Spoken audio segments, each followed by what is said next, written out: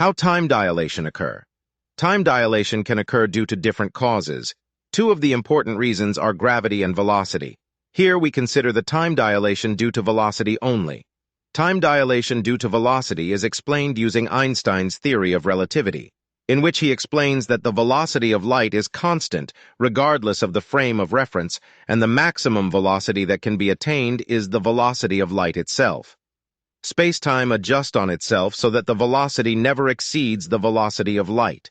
The curves produced on the space-time is in turn responsible for the time dilation.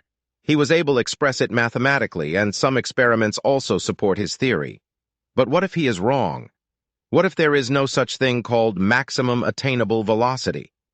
Einstein assumed the speed of light is a constant based on the experimental observation by Michelson-Morley.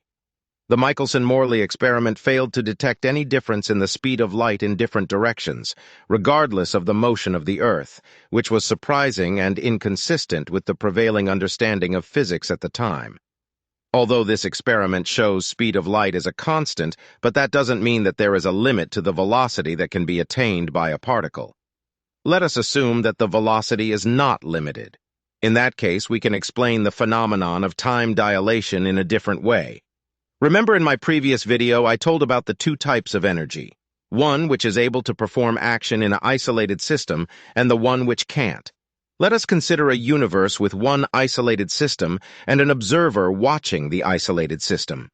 If the kinetic energy of the system is increased to an observer, the total energy of the system with respect to him will be the sum of internal energy and kinetic energy. But to the person within the system, his total energy will be only his internal energy, since in isolated system, kinetic energy cannot perform an action. So with respect to the two observers, the energy will be different, and the energy is what influences the action, which in turn influence the time.